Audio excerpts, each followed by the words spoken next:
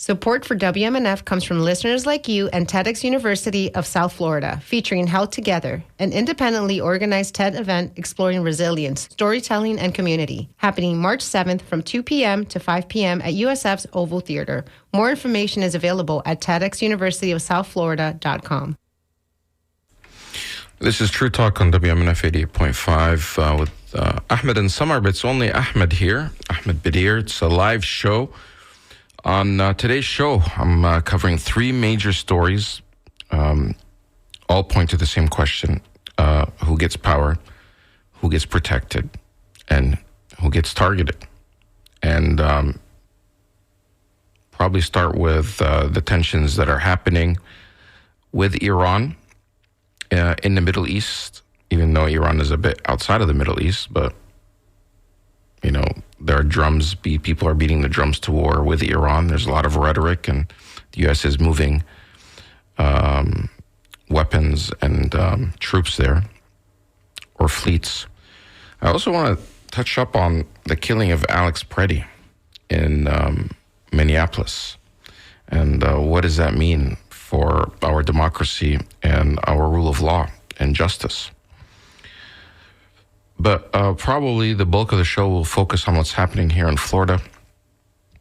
This show is based in Florida. I know we have listeners from all over the country as well as around the world, but in Florida specifically, and even today, the legislature, which is in session, they're only in session a couple of times, a couple of months out of the year, there have been four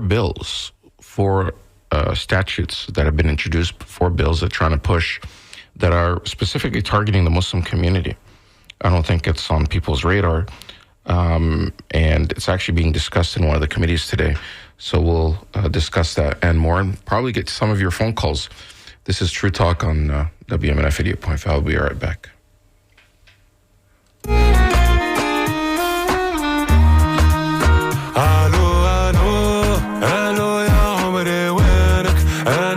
شبابي وينك الو يا الغالي وين الو الو سلم لي عالحبيبه عايش بين ناس غريبه مش عارف وكري وين الو الو الو يا عمري وينك الو يا شبابي وينك الو يا الغالي وين الو الو سلم لي عالحبيبه عايش بين ناس غريبة مش عارف وكري وين قالوا يا حبيبتي نعرف اللي طالت غيبتي ليا ضحكوا على شيبتي وشيبة ولا تشيبة ما حبوا طيبتي ناس تستنى في خيبتي والأرنبة طلعت ذيبتي وشوفنا منهم خيبة قالوا يا الغالية شلز شباب على إيطاليا لبحر وامواج والعالية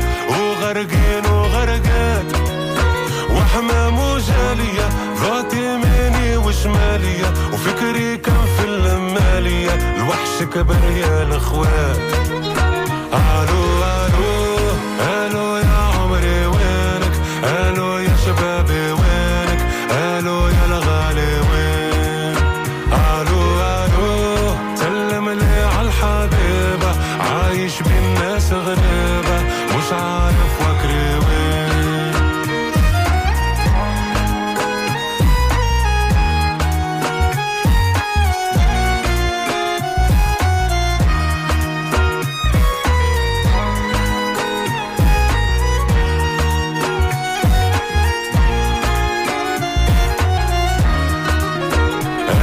شبابنا جرنا كي تسكر بابنا ما عرفنا شكون أحبابنا والصافي من الخوان. And welcome back to True Talk on WMNF. So over the past few weeks, the United States has quietly and not so quietly, moved major military forces into the Middle East. A lot of this was happening while Trump was raising the rhetoric with over Greenland and wanting to take over Greenland and going to Davos. While all that was happening, and also with Venezuela, some people were suggesting, I'm one of them, that Greenland was kind of a pump fake or a distraction of what Trump was really doing. And yeah, I mean, Trump does want to take Greenland, but he's not obviously didn't seem like he's really realistic about going to war with NATO allies over Greenland. But while all that was happening, the United States, Trump's administration, government, has quietly moved major military forces in the area, in the Middle East. We're talking about aircraft carriers, warships, fighter jets, missile defense systems. This is not all routine. This is, a type of military positioning. And when the United States moves this much firepower this fast, it usually means they're preparing, for war or trying to intimidate a country into reacting or provoke them into reacting. And that someone or that country is Iran. And the part that people need to understand, a war with Iran wouldn't be limited. It's not going to be like a Venezuela thing. It wouldn't be quick, and it wouldn't stay overseas necessarily. It would destabilize the region, the entire region, and drag multiple countries into chaos, much like how the Iraq War, what the Iraq War did to the region. The Iraq War produced groups like ISIS. The Iraq War eventually impacted Syria, and we saw what happened in Syria and in other parts of the Middle East and the Arab world. The other thing that people are not talking about, all this rhetoric that's behind and constantly wanting to go after Iran and threatening Iran, a lot of this is really because of Israel. Israel is the one that's, and especially Netanyahu, has been beating the drums to war with Iran ever since the Iraq War. And in fact, he's the one that was lobbying for the Iraq War to begin with and saying that they have weapons of mass destruction. And, his government wants the United States to go fight Israel's war for them. And what is Israel's war? I mean, Israel's not currently at war with Iran. But part of Israel's strategy is to make sure all its neighboring states are weaker and are fragmented. Either they are led by puppet regimes or regimes that answer to the United States, which, indirectly means that they also answer to Israel. Or if they're not, then at least they're weaker states. They don't want democracies around them. In fact, in 1953, when Iran elected their first elected prime minister, democratically elected, the United States and Britain and other, Western governments led by the CIA carried out missions to overthrow Mossadegh and remove him from power. And they brought in a monarch, the Shah, and it was the Shah of Iran, and he was a dictator. So, and I mentioned this on the show before, Iran, while they do have a form of democracy with some restraints, in their form of democracy, they get to vet who is allowed to run. Like, you have to meet certain criteria. You have to, pledge allegiance to, I guess, their form of theocracy. And but they do have elections, and people go out and vote. But at the end, there are limits to the freedoms that people have there. And I'm not a fan of the Iran government or the Iran regime, but if the people of Iran want to remove and replace their government with someone else, that's up to them. It's not up to some outside forces or other governments to go in and try to do regime change just to install someone else who's not working for the benefit of the people of Iran. All this rhetoric, we've got to save the people of Iran. We heard this before. We heard it during the Iraq War and talking about how women are oppressed or people are oppressed or the Shia are oppressed or Saddam Hussein was a dictator. And he was. And that dictator was actually a dictator on behalf of the United States, and the U.S. government had no problem with him. It's when Saddam Hussein no longer wanted to be a dictator for the United States. He wanted to be more independent. And that's when they went to war with him. They had no problem with him gassing his people and attacking them and doing all types of stuff when he, Saddam Hussein, was an ally of the United States. In fact, the United States provided him with the very same weapons that he was attacking his people with. You can go back in history and just check the footage of Donald Rumsfeld meeting with Saddam Hussein and, their allies, and they funded his war against Iran. Iran and Iraq were at war for many years. The United States was funding and backing Saddam Hussein and Iraq at that time. It wasn't until that Saddam no longer wanted to be a puppet of the United States that they actually went after him. And they used this lie that he had, weapons of mass destruction and chemical weapons. And the U.S. government, the Bush administration went to the United Nations. They sent Powell. And,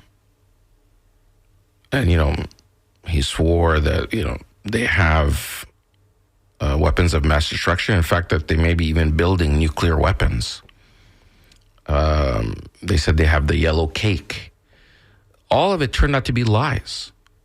And all of that was to make Iraq, which was had one of the strongest armies in the region, to make it a fragmented and weaker state. And now it is. They have, the autonomous Kurds. They, have their region in Iraq. And then you have the Shia. And there's been all this sectarian violence. Israel loves nothing more than those Arab countries around them having civil wars. They were happy with the civil war that was happening in Syria.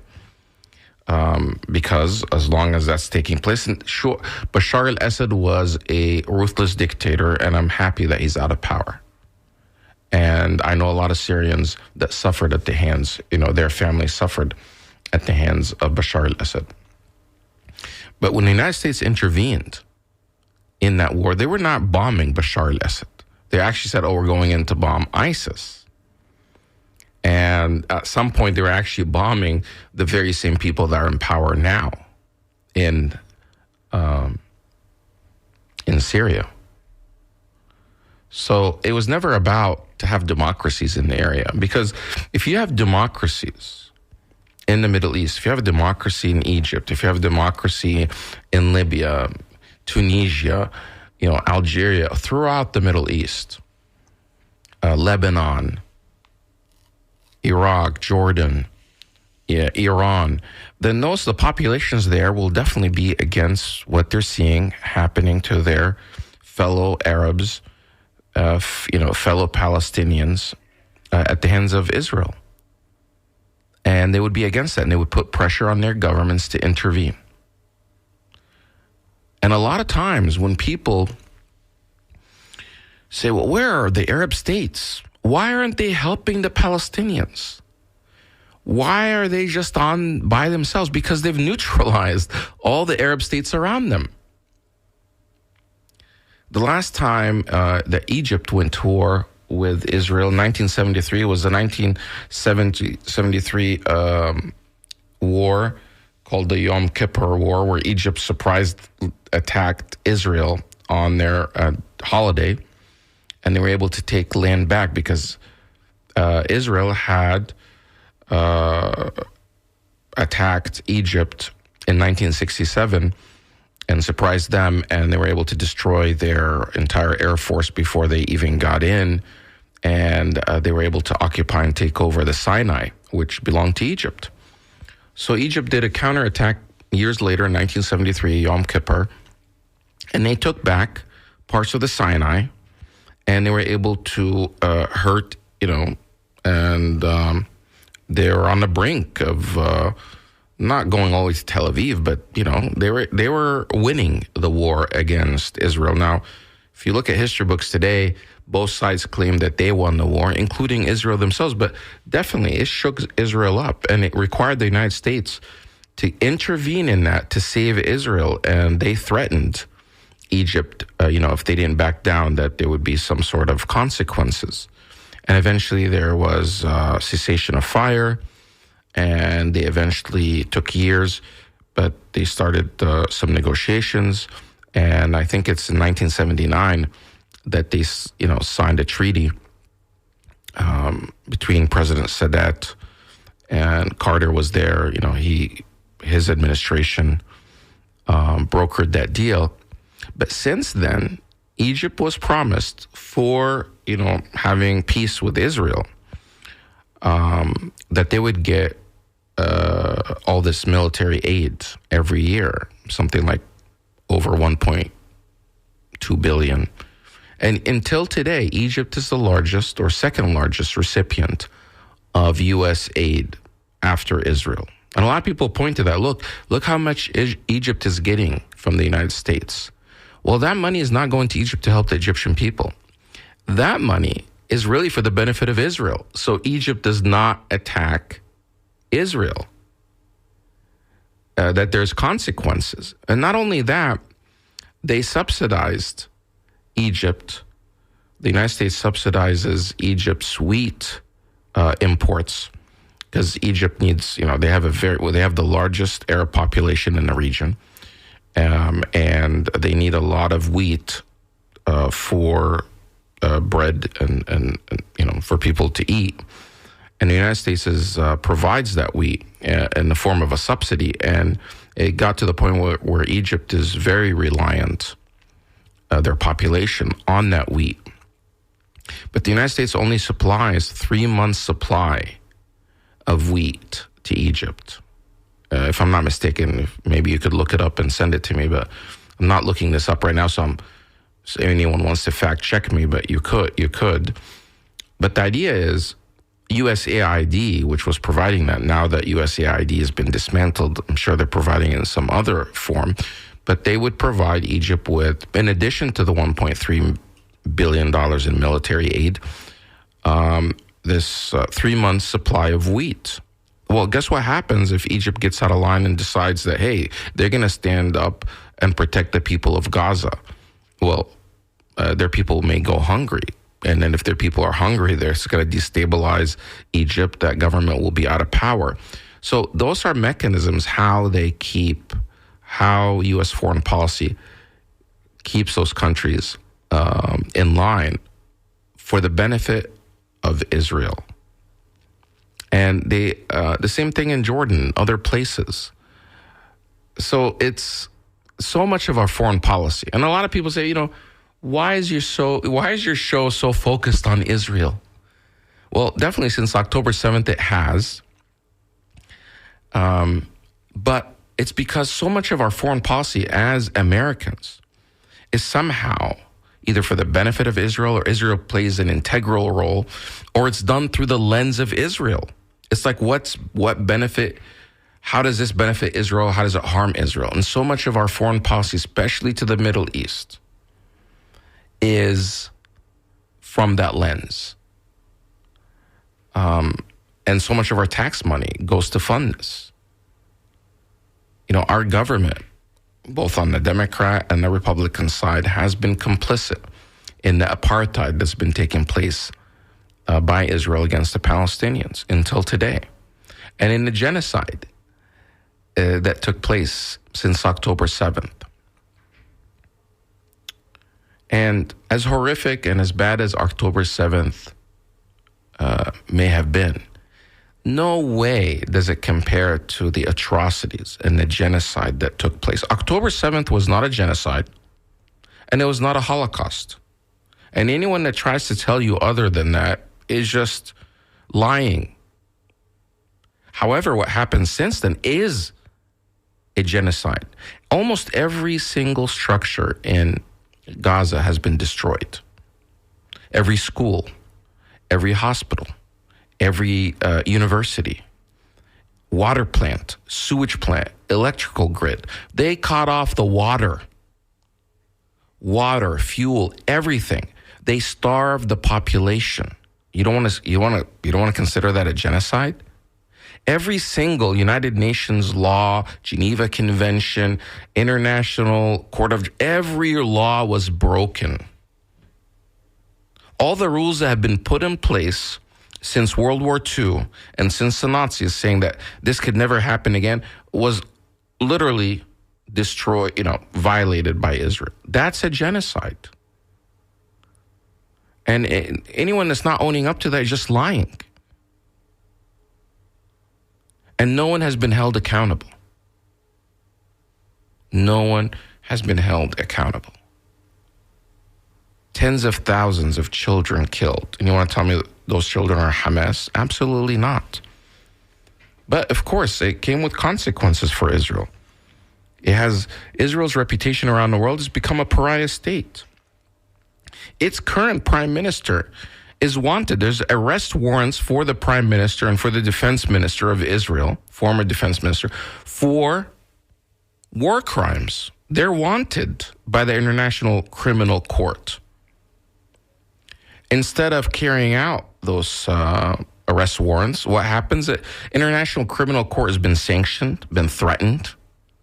Lawmakers and senators and people in D.C. were threatening to even attack The Hague.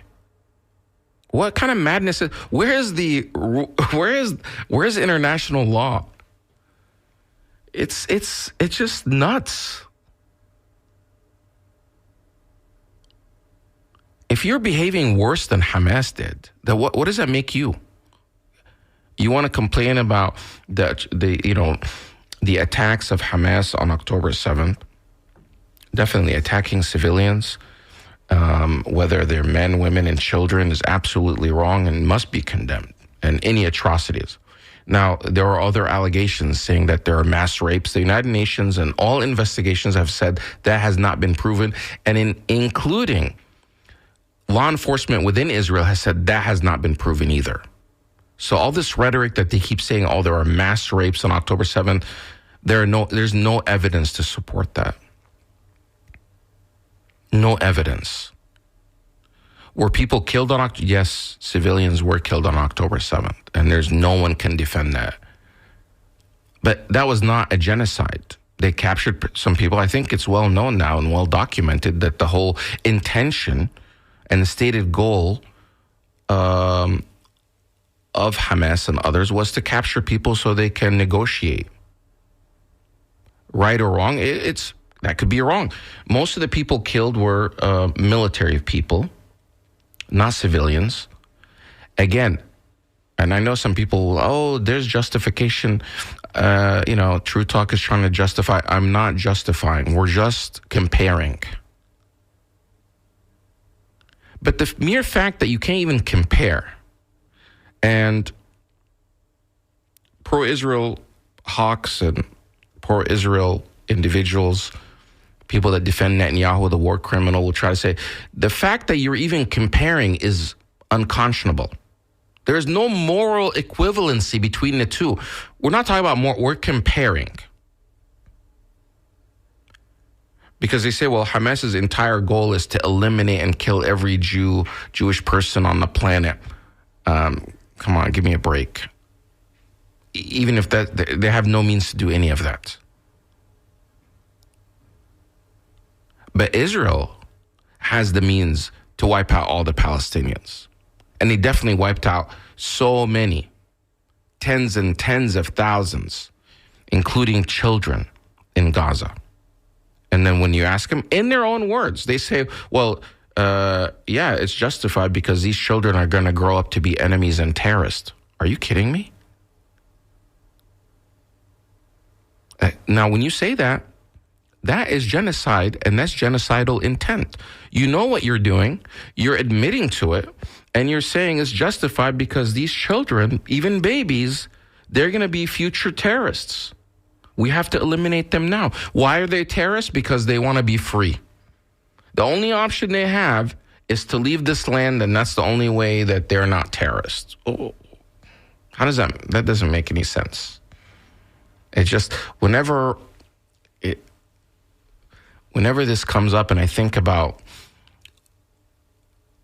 the number of people that were killed and wiped out and destroyed by all these weapons, by all these drones,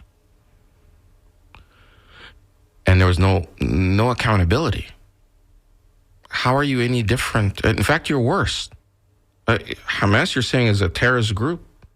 Okay, but you're a government. You said you're democratically elected. You're part of the United Nations. You signed on to different treaties. You're not living by any of them. On top of that, you've killed thousands. Israel's killed thousands in the West Bank. And there's no Hamas in the West Bank. There are no terrorist groups in the West Bank, but you're still targeting and killing people until today. In fact, they killed somebody from Tampa.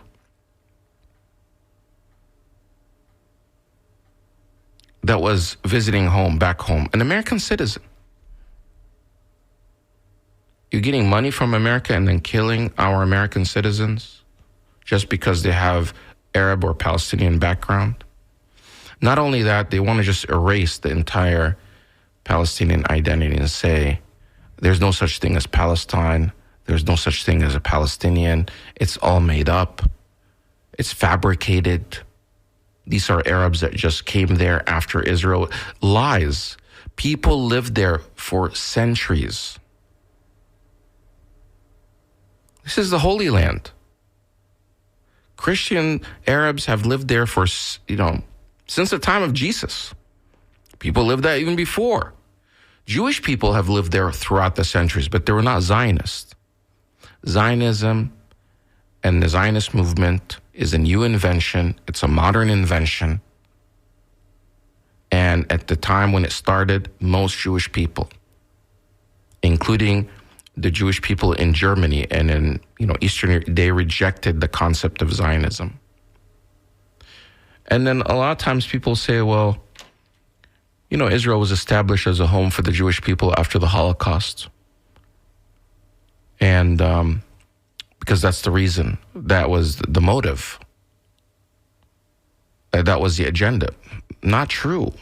Yes, it was established and declared its own state unilaterally in 1948, but the movement of Zionism was from the late 1800s. They were already working towards that, and mass migration was happening well before World War II. I haven't even gotten to Alex Preddy and the other issues, but war with Iran, they're beating the drums to war with Iran for the benefit of Israel. It's not for the benefit of the United States. The United States' benefit is that we have peace with other countries and we have relations with other countries. We shouldn't try to break up Iran. If the people of Iran are oppressed, they need to rise up themselves and remove their own people. We're not going to listen and shouldn't listen to these former Irani people that are, in the diaspora, that are now living in the United States comfortably, having been in Iran for 30, 40 years, including the son of the Shah, who wants to go back and be the monarch there. You left when you're 6 or 7 years old, and you haven't been back. What authority or what credibility do you have to actually go back and take over? I could see, okay, if people are going to overthrow their leader or leaders and they have elections or they have an interim council that's chosen by them, that's their business. More power to them. Our founding fathers here in America, when they had their revolution, they didn't, tell Spain, hey, come and bomb England for us. Well, Spain would not be a good example because there was also conflict with Spain early on. But you get the point. They don't need, if they can do it on their own, they should do it on their own. We shouldn't send in our troops or our military to do that. That will just create more hatred for America. And then they say, well, why do they hate America? Because America's bombing them. It's common sense. You want the people you're bombing to love you? And that was part of the lie for the Iraq war. They said, oh, they're going to welcome us with open arms. They want to be liberated from Saddam Hussein. It was a lie. Iraqi people didn't welcome. A portion of Iraq some fringe groups within Iraq. And there were some Iraqis here in America that were celebrating the fall of Saddam, but these were the diaspora that hated Saddam, but then later on they regretted that decision because they saw what happened to their country.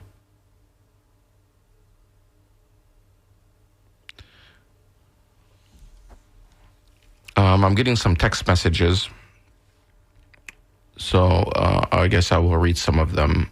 Tom Leonard says, thank you for your clear explanation about what's going on in the Middle East. I have learned much from you in summer. Thanks. Thanks, Tom. And somebody else also text message says, thank you. Another text message says, October 7th was that's their words. They were saying October 7th was a legal action under international law of occupied people. Under international law, occupied have a right to armed resistance. That's what one text message said, but they didn't sign it. Another text message says, Egypt received $1.3 billion in annual cash aid from the U.S., still looking for wheat amount. Still looking for the wheat amount. No, they received 1.3 million tons of wheat through imports. Okay, thanks for checking that. Well, it's nice to have some fact checkers that are able to do that. Many were killed by Israel under the Hannibal Directive. Yeah, there's evidence for that, and people are ignoring it, and the U.S. media is not covering that. You can Google what the Hannibal Directive is, and Hannibal Directive is where the Israeli military is allowed, when they initiate it, to kill their own soldiers or kill their own people to avoid them getting captured by the enemy and for their enemy to use it as some sort of, negotiation. They'd rather have them get killed than be captured sometimes. And there's a lot of evidence, including in Israel, where these helicopters were gunning down people going back into Gaza, and they didn't know. Even the helicopter pilots themselves says we didn't know if those were Hamas, Palestinians or Israelis that were going back, crossing over. And there's evidence, of course, if you see some of the kibbutz, the people from Gaza that went over the fence and carried out October 7th, they were carrying, because we saw video images of them, they were carrying these, light arms, light weapons like rifles, machine guns, things that they could have over their shoulders. They obviously don't have tanks. They don't have, helicopters. But if you see the damage of the kibbutz, the firepower that was used was a lot heavier. It looks like tanks because entire structures were destroyed and demolished. How did that happen? It was tanks that fired on the kibbutz. It was tanks that fired on those homes, killing both the Palestinians and the Israelis that were inside, if they were held inside. Betty writes, exactly right.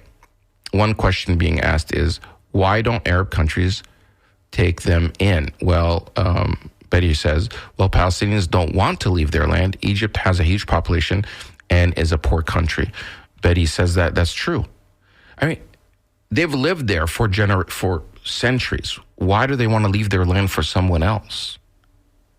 It doesn't make any sense. Why doesn't the Israelis just leave them alone?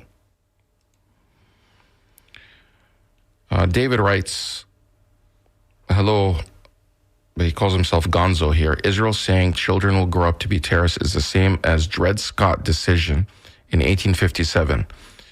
Even children of slaves would be born slaves with no rights. Okay, thank you for that comment. Oh, they told the French to bomb England. Okay, so maybe it is, but did it happen? I'm not sure. I need to brush up on my American Revolution history. So I see we're getting calls in. I want to switch to my other topics and then maybe take some phone calls. I'm sure you guys saw the video of Alex Preddy getting killed in Minneapolis. And, I mean, it was obvious to me when I first saw it that it was completely unjust. Now, a lot of people are saying that this is because these are ill-trained agents that don't know how to behave, I guess. But over and over, you see, I mean, even with Renee Good, the agent that killed her, and fortunately, he was identified. I say that because until now, the two agents that killed or shot at Alex Preddy have not been identified. They refused to release their identity, and they took them out of Minneapolis quickly. But right away, when you watch the video, you could see that Alex Preddy was not brandishing or holding any weapons. In fact, all you see is he's holding a phone. He's staying away from the agents. He's just documenting what's happening. And it was the agents that kept pushing one or two women towards Alex in his direction. And eventually they ended up near the sidewalk.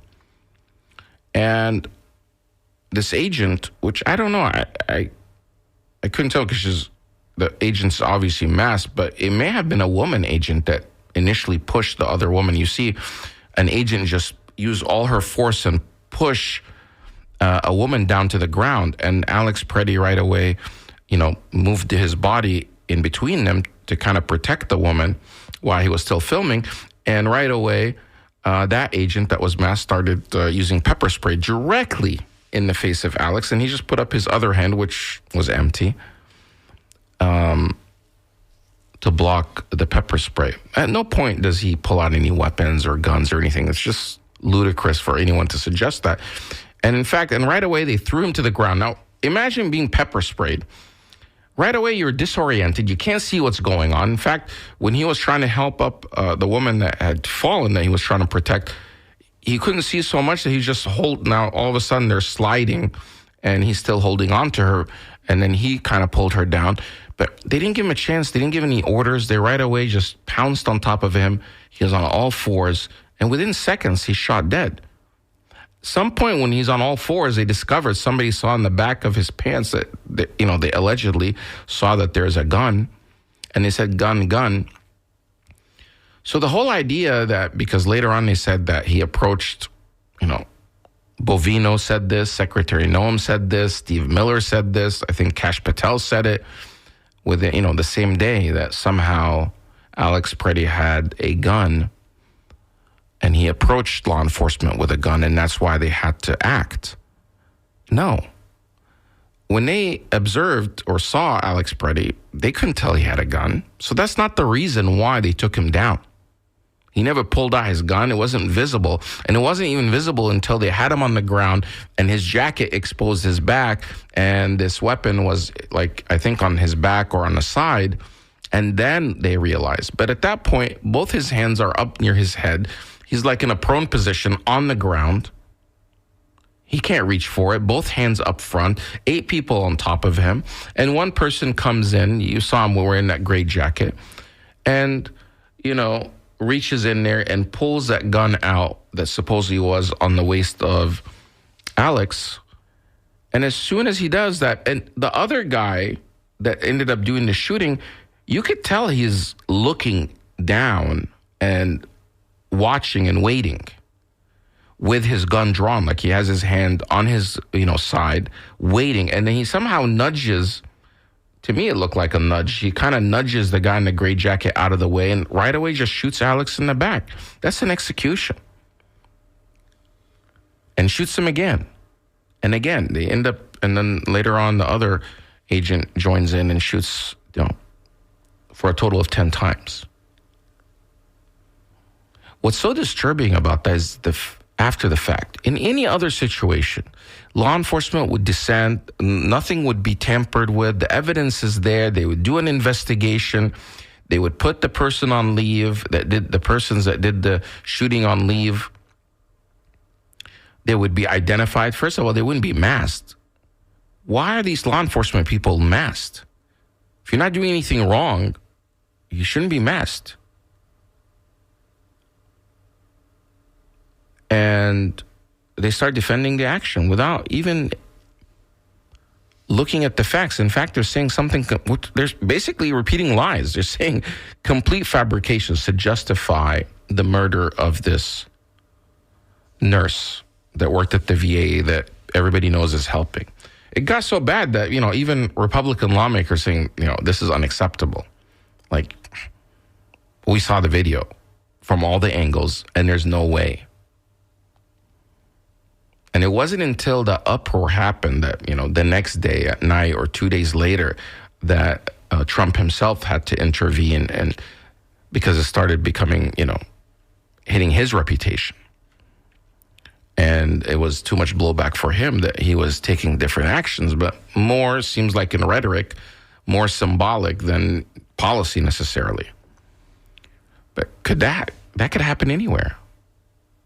It could definitely, it seems like they're targeting, and we've said this before, they're targeting those blue states or blue cities. A lot of people will tell you, including myself, that the main reason, this is not about fraud in Minneapolis or Minnesota. This is not about immigration. In Florida, there's something like over 1.5 million undocumented people. I think it's something like 150,000 in Minnesota. There's a lot more in Florida, but they're not attacking Florida the way they are Minneapolis and Minnesota. This whole issue about the Somalis and the fraud, I think that's a distraction. The main thing is it's about the election and it's about the midterm and provoking chaos.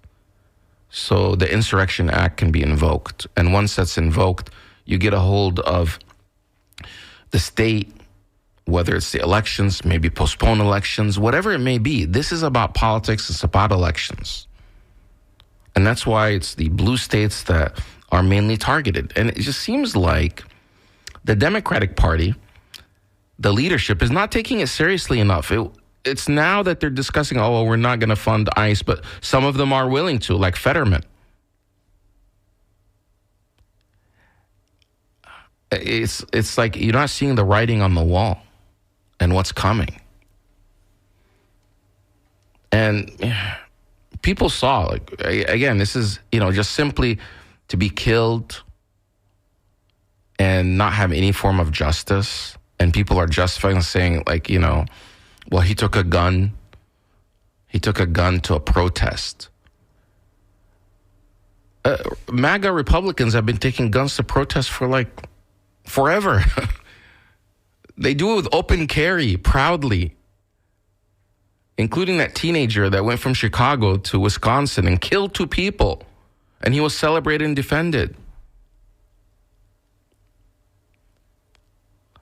We have to, we have to protect our Constitution. It starts with our lawmakers. If lawmakers are not going to stand up for the Constitution, then they're not being American. And the Constitution knows no party. Laws shouldn't be partisan. You can't try to rig this stuff. People shouldn't have to risk their lives in the streets to get justice. And these are, he didn't need to be there. This guy, he's a white guy. He's not one of the people that's targeted. Renee Good was a white woman. She's not an immigrant. She's a citizen.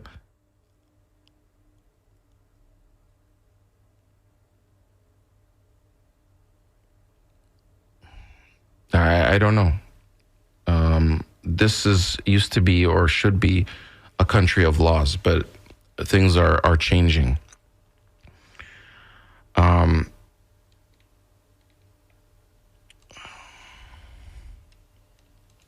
So a couple of other messages that I've received that I'll read here.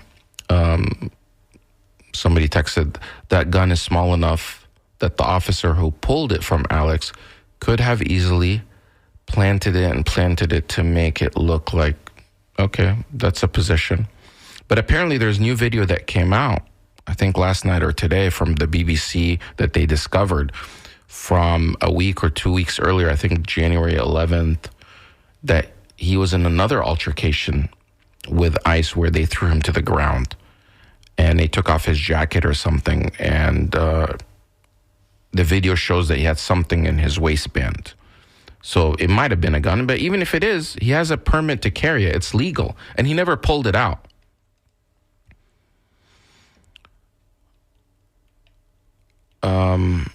somebody wrote, if Israel is looking to rename Gaza and the West Bank to a name at another point in history, why not pick a name from another time? For example, wasn't the area around Jerusalem part of the Persian Empire? So perhaps that whole area should be called Persia instead of Israel. Okay, it's an interesting twist. So, or interesting comment. And there's actually a law in Florida, or a bill that's been introduced in Florida that's being discussed. They want to rename the West Bank to Judea and Samaria. We're talking about the state of Florida.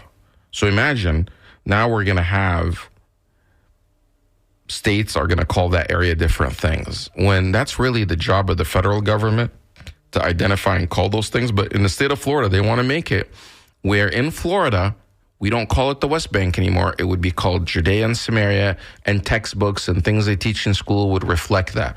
This is an actual bill in the state of Florida right now. You should contact your lawmakers and let them know what you think about that.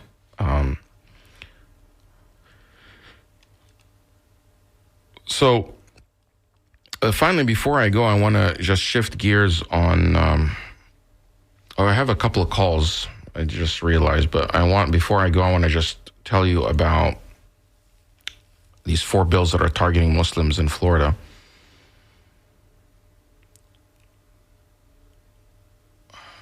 Okay, so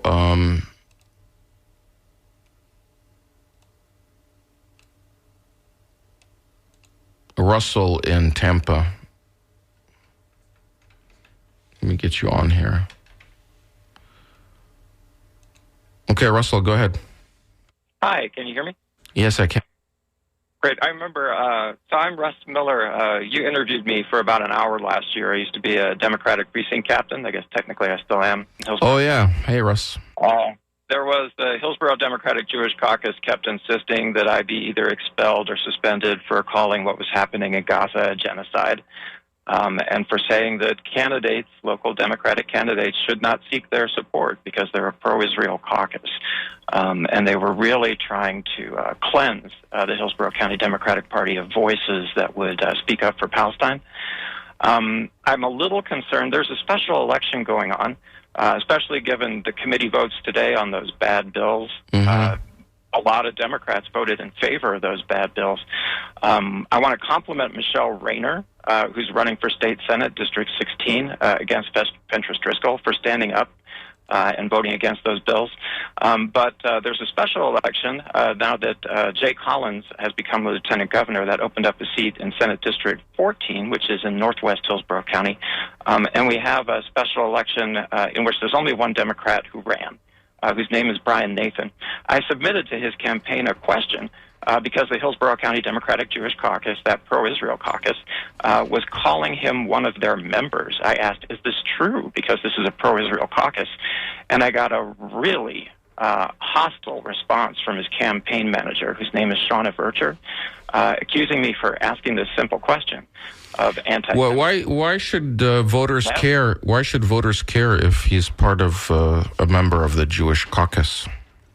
I don't think they should care if he's Jewish or not. No, I meant part of the Jewish caucus, or a member of the Jewish caucus, you said? Right. Because the Hillsborough County Democratic Jewish Caucus is very pro-Israel, it's on their website, and they have hounded other members of the Hillsborough County Democratic Executive Committee precinct captains, in which there are a couple hundred, out of that organization on false charges of anti-Semitism, using the IHRA definition of anti-Semitism, which says if you compare what Israel is doing to what the Nazis did, even though there are plenty of Jewish people who say it's even worse, because they're proud of what they're doing, they're not trying to cover it up, that you're anti-Semitic and you have to go. I am concerned that in his joining this organization, he identifies with their values as well, and that in committee votes like this, should he be elected, we can't count on him to vote to protect Muslim people, for example, from being called. Okay, so what race is that? That's State Senate District 16. And when is the election for it? That's coming up in late March. Early voting should start late February. With mail-in ballots. Okay, well, Russ, it's nearing the end of our show, so maybe we'll have this discussion about this another time. But thank you for bringing it to our attention.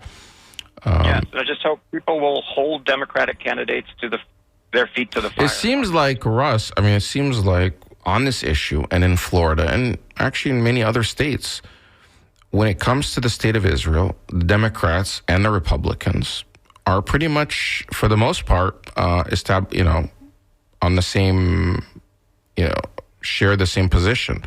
There's not much daylight between them when it comes to Israel, with the exception of a few, especially establishment Democrats.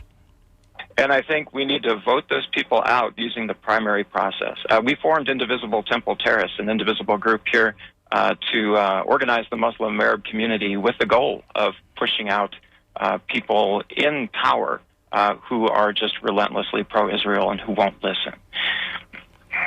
And why are you against Israel?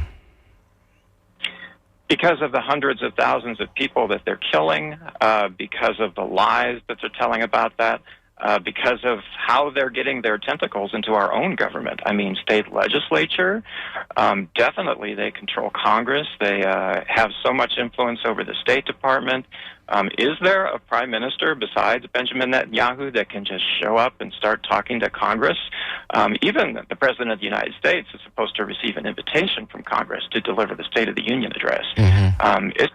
It's like when the UK ruled over India. Yeah, our population's a lot bigger than Israel's, but their influence over our government is so strong. How do you avoid being characterized as anti-Semitic? Because right away you're like, oh, you're so fixated on Israel, and sometimes when you say this stuff, they'll say like such conspiracy theories. You're saying that they somehow control America. If they do, then but your efforts to try to, for example, to say, oh, vote them out. So it's not like a solid control of America, right? I don't say they control America. Okay. I do say they have control over a majority of the members of Congress and clearly a majority of the members of the Florida House and Senate. But we can change that. Okay. There was a time when Nazi Germany had a lot of influence in the 1930s in the United States through people like Charles Lindbergh, and they lost that. And we need to be just as aggressive in saying, if you're for fascism, if you're for genocide, we will not let you lead us. Okay, so you are urging people to watch that race. Thank you for calling in. Yes, sir. Okay. Sister Julie, you're on the air. Go ahead. Good afternoon. I actually was just listening to the last caller. I called to comment on confirm a lot of things that you've spoken on your show today. I attended the Jewish Caucus Democratic meeting on Saturday, and I can confirm what Russell said. I saw two members bullying, harassing, and bad-mouthing anybody pro-peace or... How are they doing that? What do you mean? What kind of bullying are they doing? Face-to-face, in person. I witnessed it myself. And these are Democrats? The treasurer and the vice president, both, very pro-Zionism and very anti-peace and there's no coexisting. I attend a lot of political, organizations and democratic things, and I believe this is one country united. Mm-hmm. And I mentioned coexist. I called the one guy out on it, and when the vice president, the lady, started defending him, well, she said she would talk to him, but he attacked two people, a female and a male. He wouldn't let the male inside because he had been seen with a Palestinian flag. Okay, Julie, we're out of time. But thank you for sharing your points there. It's interesting. It's like at many levels that this hostility is there. Thank you, everyone. If I didn't read your comment, you could email it to me at truetalk@wmnf.org, truetalk@wmnf.org. This has been WMNF Tampa, and True Talk Show will be back here next Thursday, same time at 12 o'clock.